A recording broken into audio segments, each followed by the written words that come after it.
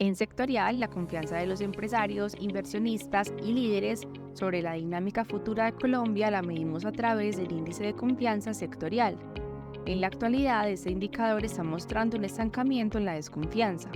Y es que un año atrás, con la entrada del nuevo gobierno, la variable confianza comenzó a descender y si bien no ha habido cambios marcados en la estructura del país, este sentimiento no mejora. ¿Cuál es la razón? En el presente capítulo de los podcasts de Sectorial lo analizaremos. Cuando hablamos de confianza, desde sectorial creamos un índice particular que se llama el índice de confianza sectorial, pero también diferentes agentes del mercado hacen lo propio. Este desarrollo mide la confianza de las empresas que producen en nuestro país, es decir, los industriales, y de las empresas que se dedican a la venta de los bienes que tienen que ver con los comerciantes. Cuando analiza este índice de confianza y nos concentramos principalmente en el índice de confianza comercial, empezamos a encontrar que hasta más o menos el 2016 los niveles de confianza eran favorables por parte de estos actores. En 2017 cayó, se generó desconfianza en aquel momento porque el gobierno Santos creó una reforma tributaria donde el IVA lo pasó del 16% al 19%. Eso le resta capacidad de consumo a las personas y ahí se dio una afectación comercial. Luego se pasó esa situación, se revivió los niveles de confianza, pero en el 2020 caemos en aislamiento, entonces cae otra vez o se genera un nivel de desconfianza. Pasas el aislamiento, se da una aceleración en la dinámica de ventas, recuperas la confianza, fuera de eso tuviste estímulos como los días sin IVA que se presentaron en el gobierno de Iván Duque y ahí tenías una recuperación, pero en la actualidad vuelves a estar en una situación compleja en materia de confianza por parte de los comerciantes. Y es que pues ya no tenemos días sin IVA, fuera de eso la inflación nada que cede o cede muy poco, entonces eso está limitando la capacidad de consumo en canastas diferentes a las canastas básicas. Tienes una tasa de interés que es la más alta en 20 años, entonces te limita la capacidad adquisitiva a través de un vehículo de financiación y fuera de eso no encuentras un gobierno que esté estructurando un plan de reactivación sectorial. Eso pasa por parte de los comerciantes. Luego cuando miras los industriales, su nivel de desconfianza casi que ha sido constante, por lo menos desde la medición que estamos analizando, que va desde el orden del 2013. ¿Por qué esa desconfianza en los industriales ha sido constante? Pues primero porque las variables competitivas en Colombia han sido mucho menores frente al tema internacional. El costo de mano de obra en Colombia es mucho mayor, la capacidad de inserción tecnológica es menor y entonces eso ha estado una deriva por parte de los industriales. Estar a la deriva por parte de los industriales pues generó que hace 30 años la industria representara en nuestro PIB el orden de un 20% y en la actualidad a duras penas llega a representar el orden del 13%. Esto es lo que analiza Fedesarrollo. Luego nos vamos al índice de confianza sectorial.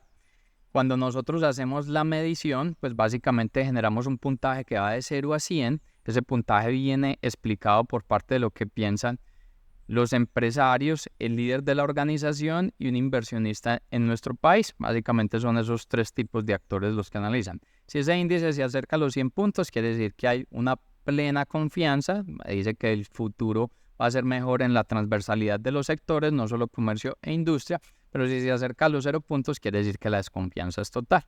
El último puntaje reportado fue el de septiembre con 32,4 puntos.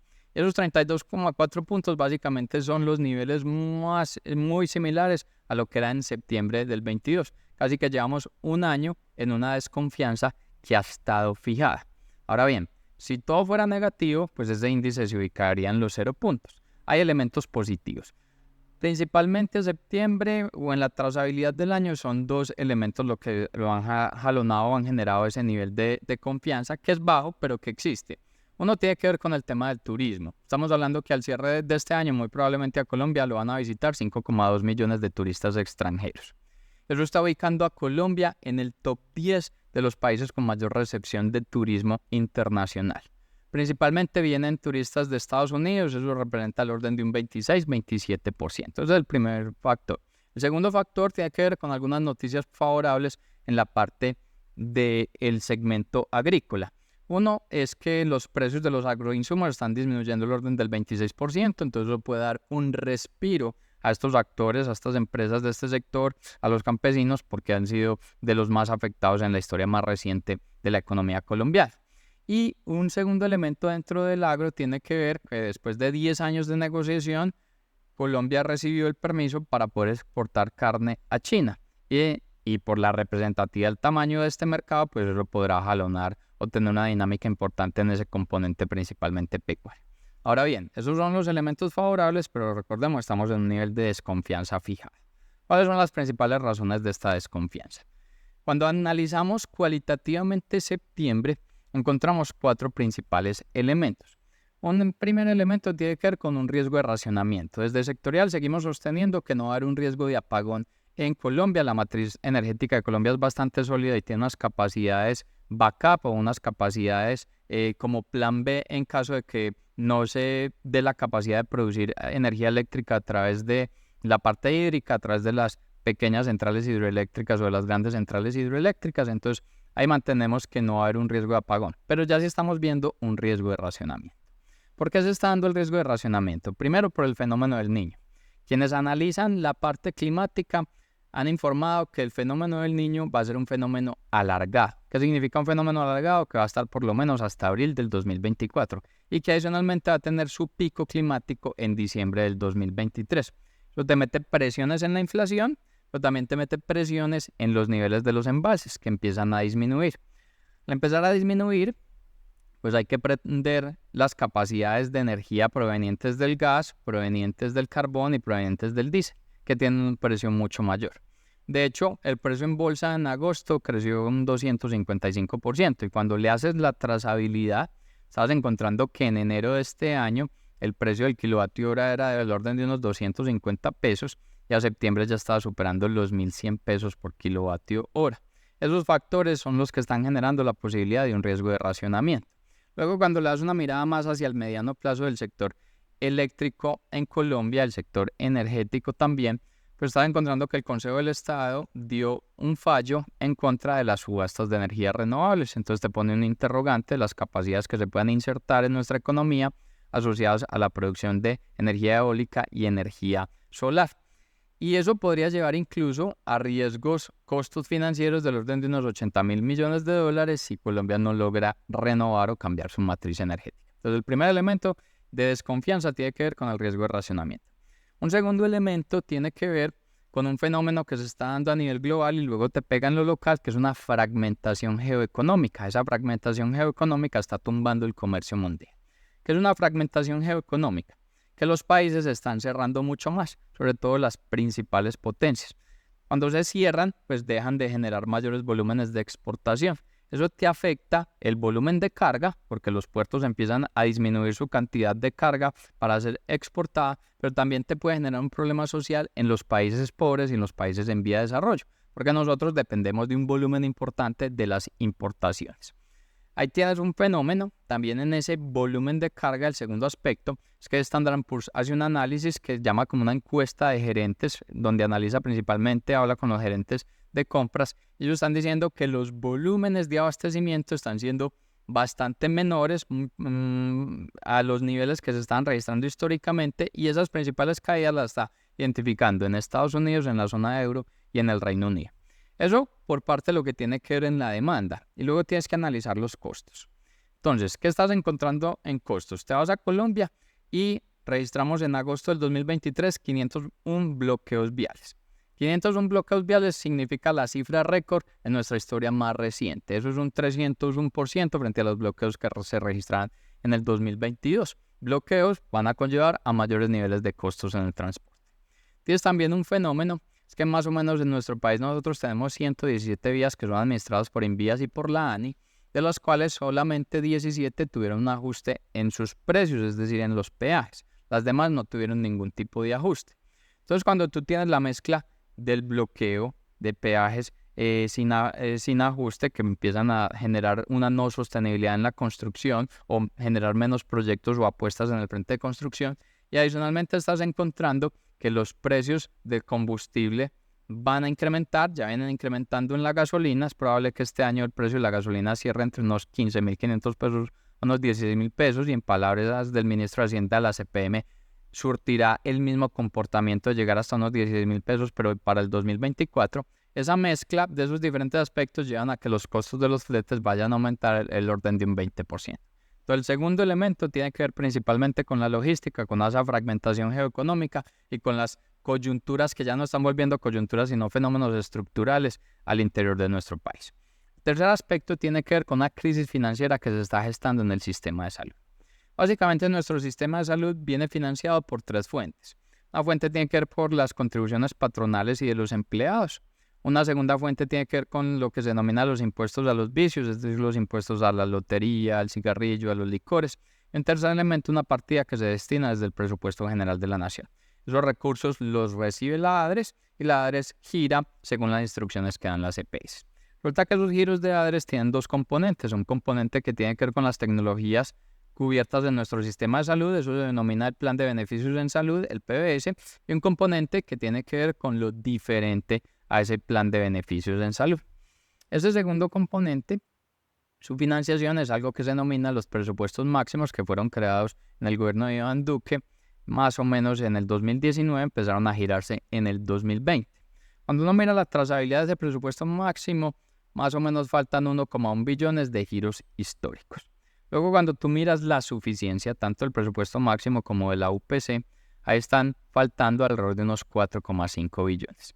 Y otro elemento tiene que ver con lo que se creó en el gobierno de Iván Duque, que se denominaba el acuerdo de punto final. El acuerdo de punto final no fue pagado en su totalidad, falta el orden de 1,2 billones por ser cancelados, entonces sumas todos los elementos y hay un hueco financiero más o menos cercano a los 7 billones en el sistema de salud. Tenemos un gobierno que se ha concentrado mucho más en pensar en la reforma en la salud que en solucionar tal vez estos problemas financieros. Y el problema que genera esta parte financiera es que cuando tienes un hueco de estos, pues necesitas más recursos. El gobierno está poniendo 2 billones. Entonces, de 7 billones de hueco, pones 2, te falta un hueco, cubrir un hueco de 5 billones. ¿Qué ocurre ahí? Pues los aseguradores empiezan a ralentizar el pago, ¿sí? Empiezan a demorar los pagos. ¿Con quiénes? Con las clínicas, con los hospitales, con los gestores farmacéuticos, con los actores de dispositivos médicos, con los actores de gases.